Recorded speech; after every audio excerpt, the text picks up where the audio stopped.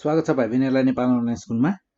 हामीहरूले आजबाट सीमा तपाईँहरूलाई सोधिएको क्वेसन पेपर जुन छ तपाईँहरूको क्वेसन पेपर पास्टमा सोधिएको क्वेसनहरू 2075मा सोधिएको क्वेसन पेपरलाई सल्भ गर्नेछौँ। हामी फुल पेपर नै सल्भ गर्नेछौँ। वान भिडियो फुल पेपर हुनेछ हामीहरूको ग्रुप ए, ग्रुप बी र group C. First of all हामी ग्रुप एबाट सुरु गर्नेछौँ। अब हामीहरूको ग्रुप एमा भनेको हामीहरूको 3वटा क्वेसन्स हुन्छ र जसमा एउटा क्वेसनभित्र 2टा क्वेसन हुन्छ र 1 मार्क्सको लागि हुन्छ। हरेक क्वेसनको लागि 1 मार्क्स हुन्छ। क्वेसन नम्बर 1 त्यसमा 2टा क्वेसन सोधिनेछ, ए र बी भनेर, क ख भनेर 2टा क्वेसन सोधिन्छ जुन 1 मार्क्स गरेर क्वेसन नम्बर 1 चाहिँ तपाईँहरूको 2 मार्क्सको हुने भयो। सो हामीहरू पहिले ग्रुप ए गर्छौँ। सो अब ग्रुप एमा क्वेसन नम्बर 1 लिए मैले। क्वेसन नम्बर 1 देखि सुरु गर्नेछौँ हामी।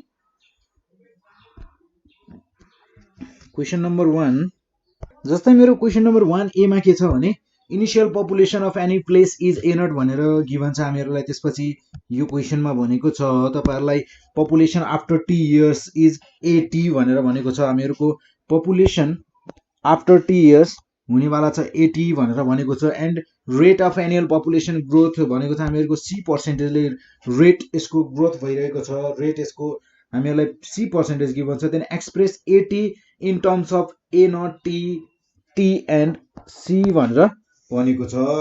सो फर्स्ट अफ अल हामी के गरौँ भने हामीहरूलाई जे कुराहरू गिभन छ त्यसैलाई लेखौँ। यसमा केही आत्तिनु पर्ने कुरा केही पनि छैन। सो हियर हामीहरूलाई यहाँ गिभन भनेको के छ त? गिभन भनेको छ हामीहरूसँग यहाँ इनिशियल पपुलेसन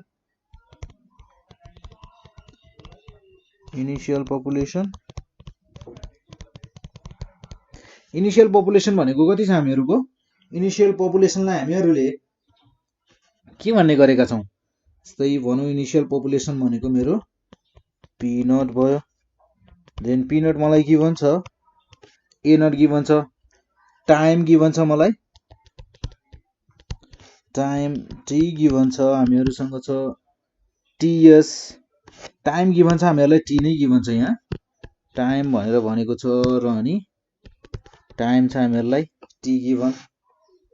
सो हामीहरूको पपुलेसन देन हामीहरूको रेट पनि गिभन छ।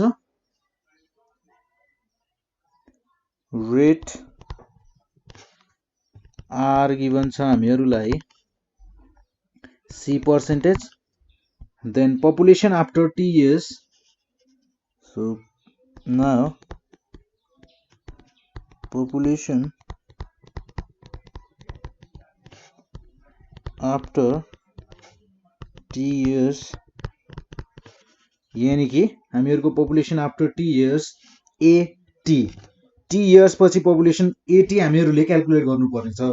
सो मैले यहाँ लेखेँ एटी इज इक्वल्स टु, मैले यहाँ लेखेँ पपुलेसन भयो, population AT is equals to what? Population after T years AT is equals to हामीहरूको फर्मुला के छ? P naught 1 plus R by 100 whole to the power T. ठिक छ। हामीहरूको यहाँ पी नट भनेको के छ? ए नट। देन हामीहरूसँग छ 1 प्लस आर, सी आर भनेको के छ हामीहरूसँग? सी र 100 टी। हामीहरूलाई के भनेको छ? एटीलाई जुन हामीहरूको टोटल पपुलेसन छ आफ्टर टी इयर्स, एटीलाई के गर भनेको छ? ए नट सी र टी को टर्म्समा एक्सप्रेस गर भनेको छ। यही त हो।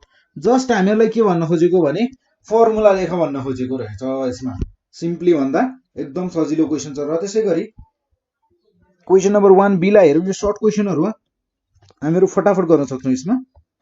जस्तै क्वेसन नम्बर 1 बी मा हामीहरूलाई गिभन छ what is the area of an isosceles triangle.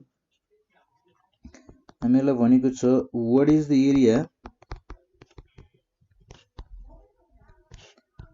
Area of an isosceles triangle. Isosceles triangle को एरिया कति छ? having length of equal sides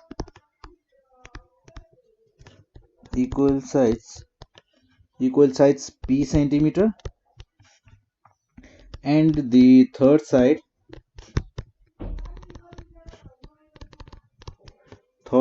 is q centimeter.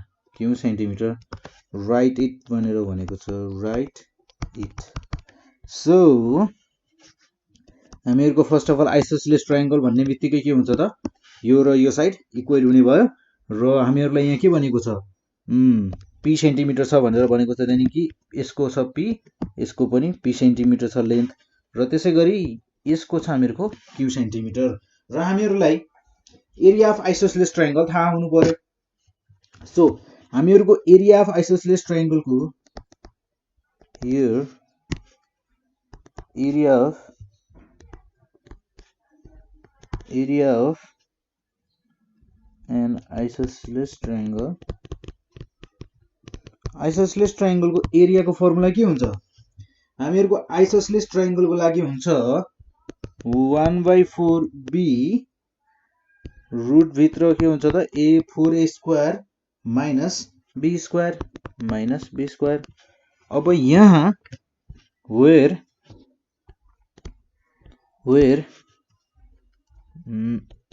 a is equals to हामीहरुसँग छ, यहाँ हामीहरुसँग a भनेको हामीहरुको कमन वाला साइड चाहिँ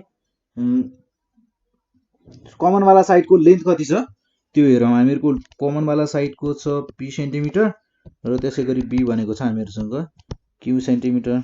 so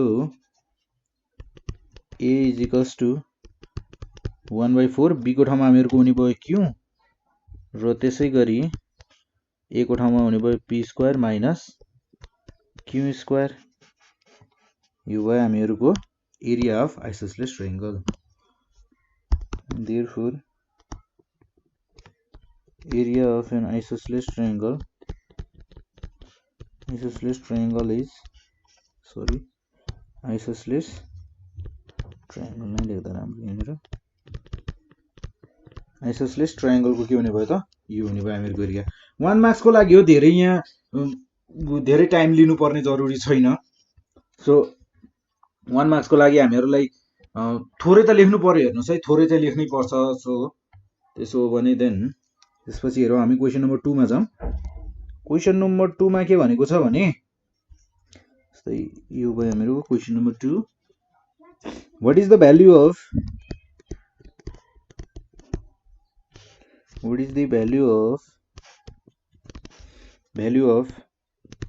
5a to the power 0, write it भनेको छ। अब 1 मार्क्स को लागि हो क्वेशन भन्दैमा तपाईहरुले यसमा अब भ्यालु थाहा छ भन्दैमा, यसको भ्यालु त अब सबैलाई तपाईहरुलाई थाहा छ होला। अब केहीको पनि पावरमा 0 छ भने त्यसको के हुन्छ त, त्यसको भ्यालु भनेको 1 हुन्छ। कुनै पनि कन्स्ट्यान्ट नम्बरको र कुनै पनि भेरिएबलको पावरमा 0 छ भने त्यसको भ्यालु 1 हुन्छ, थाहा छ हामीहरुलाई।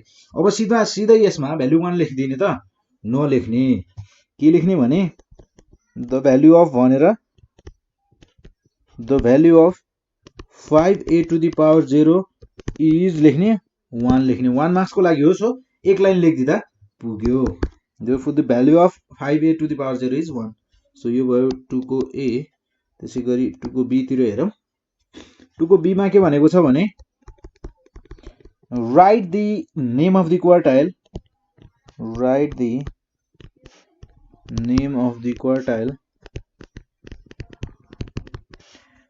Quartile, which divides the continuous data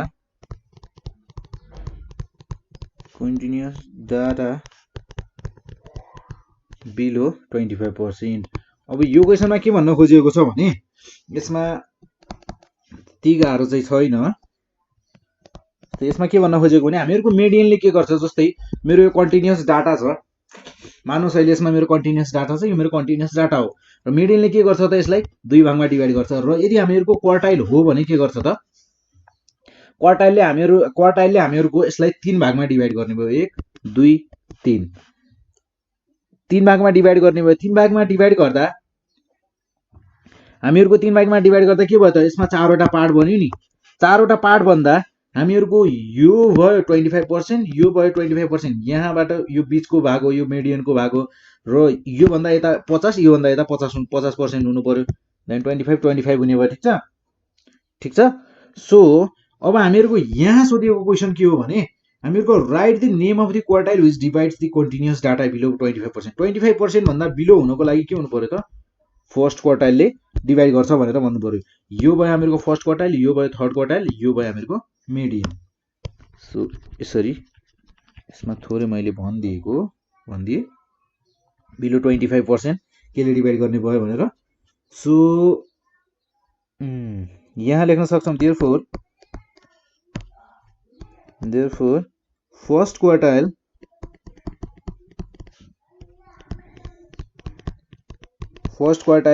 divides the continuous data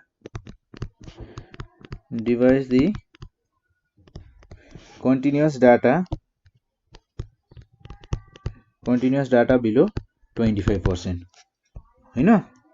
then अब यसपछि हामीहरुलाई अर्को क्वेशन छ, यसमा अर्को क्वेशन तर्फ लागौं। जस्तै क्वेशन नम्बर 3 को ए, what is the relation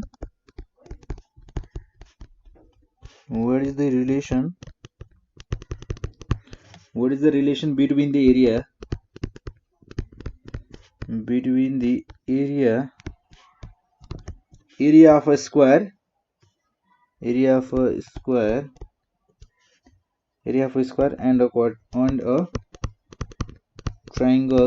and a triangle standing on the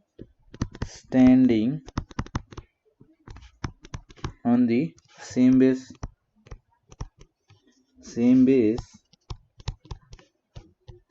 M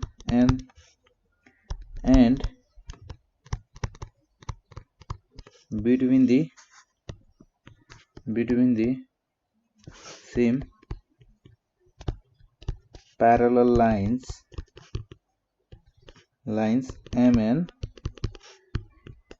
and OP, write it भनेर भनेको छ। देन अब यो क्वेशनलाई हेर्ने हो भने हामीहरुलाई के भनेको छ भने एरिया अफ अ स्क्वायर र एरिया अफ अ ट्रायंगलको रिलेसन, त्यो दुईटाको एरियाको रिलेसन कस्तो हुन्छ त्यो क्याल्कुलेट गर भनेको छ। जस्ट हामीहरुलाई यसमा फर्मुलाहरु थाहा छ भने फर्मुलाहरु लेख्ने अनि त्यसमा रिलेसन देखाइदिन सक्छौं। जस्तै अब यसको लागि अर्को काम के गर्न सकिन्छ भने जस्तै यहाँ प्यारललको कुरा गरेको छ, लाइनै नतान्दैन, म जस्ट बुझाइदिन्छु यहाँ। जस्तै हामीहरुको यहाँ के भनेको छ भने हामीहरुको square relation between the area of the square and triangle standing on the same base भनेर भनेको छ। सेम बेस MN छ र त्यसैगरी between the same parallel lines MN र OP। First of all parallel line बनाऊ MN र OP, मैले यसलाई यहाँ MN भने ल MN भने र यसलाई OP भने ल। र हामीहरुको यहाँ स्क्वायर र ट्रायंगलको कुरा गरेको थियो हैन, सेम बेसमा भएको। सो फर्स्ट अफ अल मैले स्क्वायर बनाए ल, यो भयो मेरो स्क्वायर। ठीक छ। MN, अब यसमा MN बेस भएको हामीहरुको MN बेस भन्दा पनि यसको MN र OP को नाम कहाँ दिम भने MN भनेर यो पोइन्टलाई बनाऊ र OP भनेर यसलाई बनाऊ। हामीहरुको OP र MN दुईटा प्यारलल लाइन बीच सेम बेस भएको एउटा ट्रायंगल र हामीहरुको यहाँ ट्रायंगल र अर्को छ स्क्वायर, सेम बेस के छ, सेम छ। स्क्वायर को चारैवटा साइडको लेन्थ सेम छ। ठीक छ। सो अब हामी गर्छौं यहाँ रिलेसन कस्तो हुन्छ त्यो हेर्छौं। सो हामीहरुलाई थाहा छ area of triangle A1 is equals to लेखे मैले 1/2 बेस भनेको हामीहरुको MN छ। MN जस्तै MN लाई मैले यहाँ L भन्यो भने यो पनि L भयो, यो पनि L भयो र यो पनि L हुने भयो हैन। अब मैले भने mn 1/2 बेस l छ बेस l छ इन्टु हाइट भनेको मेरो हाइट भनेको नि l छ देन यो हुने भयो मेरो l²/2 ठीक छ यो भयो मेरो एरिया अफ ट्रायंगल र मेरो एरिया अफ स्क्वायर A2 भने मैले ल एरिया अफ स्क्वायर भनेको के हुने भयो त l² हुने भयो ठीक छ एरिया अफ स्क्वायर हामीहरुको l² भयो A2 भनेको छ मैले जसलाई अब यिनीहरु दुईटाको रिलेसन हेर्ने हो भने नाउ A1 = 1/2 l² र म यो l² को ठाउँमा A2 लेख्न सक्छु यिनीहरु दुईटाको एरियाको रिलेसन कस्तो देखियो त अब यहाँ हेरौं A1 = A2/2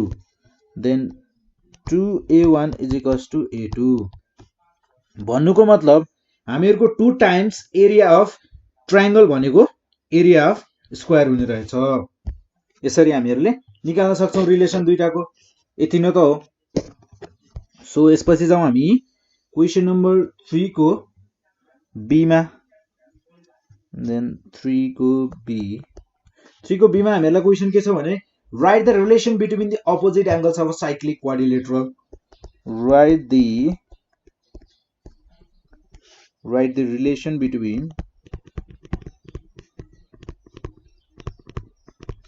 the relation between the opposite angles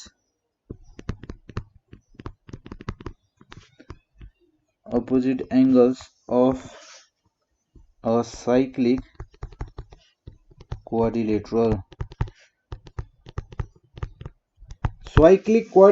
को अपोजिट एंगल्स को रिलेसन कस्तो हुन्छ भनेर लेख भन्छ जस्तै यो भयो मेरो सर्कल र यसमा जस्तै यो छ हामीहरुको क्वाड्रिलेटरल र यो क्वाड्रिलेटरलमा हामीहरुको यो अपोजिट एंगल्सहरुको जस्तै A B C D angle C र बी को रिलेसन के होला र ए र सी को रिलेसन के होला भनेर भन्छ सो हामीहरुलाई solution here the relation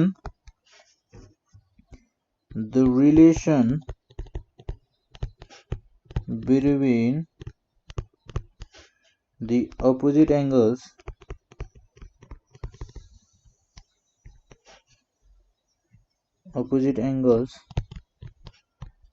of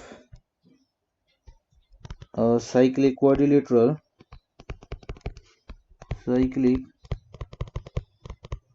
quadrilaterals is the sum of opposite angles of a cyclic quadrilateral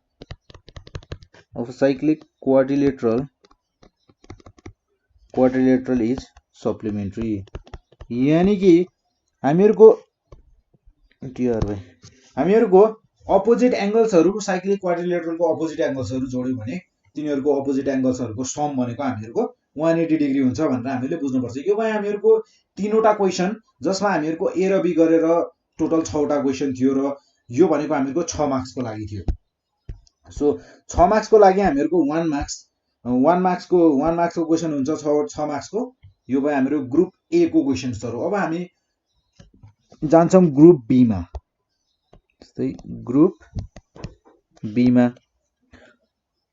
so group be मा तपाईहरुको 4 वटा क्वेशन हुन्छ ठीक छ 4 वटा क्वेशन हुन्छ र 4 वटा क्वेशन मा भित्रपट्टि 2 वटा क्वेशन हुने रहेछ मैले कसरी थाहा पाए 4 * 2 प्लस म मैले पुरै यो मार्किङ सिम यहाँ कस्तो लेखेको छ यो लेख्छु अनि बुझाउँछु है तपाईहरुलाई 2 + 2 + 2 = 34 तपाईहरुको ग्रुप बी भनेको हामीहरुको 34 मार्क्स को हुने रहेछ र ग्रुप ए भनेको 6 मार्क्स को मात्र थियो अब ग्रुप बी यदि हामीहरुको 32 मार्क्स को हो भने 34 मार्क्स को हो भने यसमा हामीहरुलाई 4 वटा क्वेशन सोधिन्छ जस भित्र 2टा क्वेशन अरु हुन्छन् र त्यसैगरी 3 वटा क्वेशन सोधिन्छ जस भित्र 3 वटा क्वेशन अरु हुन्छन् दुई मार्क्सका यानी कि हामीहरुका टोटल क्वेशन भनेका यहाँबाट 8 वटा क्वेशन र यहाँबाट 3 3 9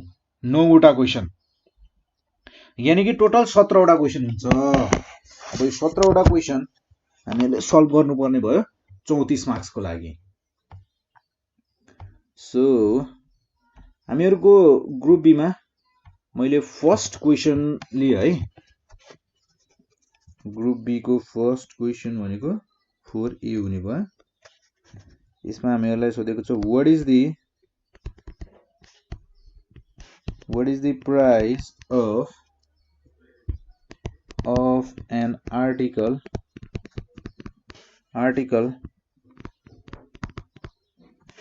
costing Rs 300 after levying 13% VAT भनेर भनेको छ। फाइन्ड इट भनेर भनेको छ। हामीहरुले यो क्वेशनमा पत्ता लगाउनु पर्ने भनेको एसपी विथ भ्याट हो। What is the price of an article costing RS 1300 भन्छ। हामीहरुलाई कस्ट हामीहरुलाई यानी कि हामीहरुको सेलिङ प्राइस हामीहरुलाई यहाँ हामीहरुलाई यहाँ गिभन के छ? हामीहरुलाई गिभन छ यहाँ article what is the price of an article costing RS 1300 भन्छ हैन, जसको सेलिङ प्राइस हामीहरुको एसपी छ हामीहरुको आरएस 1300 र हामीहरुसँग छ भ्याट छ हामीहरुसँग 13%। सो हामीहरुको भ्याट अमाउन्ट भनेको कति हुने भयो त? VAT amount is equals to हुने भयो हामीहरुको भ्याट पर्सेन्टेज अफ एसपी यो भनेको हामीहरुको 13% अफ आरएस 1300 हुने भयो। ठीक छ। देन यो भनेको हामीहरुको 13/100 इन्टु आरएस 1300 0 0 क्यान्सल आउट दुईटा 13 को आरएस हामीहरुको हुन्छ 169। ठीक छ। 169 रुपीस हामीहरुको भ्याट अमाउन्ट रहेछ। सो हामीहरुको एसपी विथ भ्याट हुने भयो हामीहरुको SP plus VAT amount. So हामीहरुको एसपी छ 1300 आरएस 1300 प्लस भ्याट अमाउन्ट छ हामीहरुको 169। यो हुने भयो हामीहरुको आरएस 1469। हामीहरुको टोटल हामीहरुको एसपी विथ भ्याट भनेको 1469 हुने भयो। सो हामीहरुले यहाँ लेख्न सक्छौं प्राइस सो रिक्वायर्ड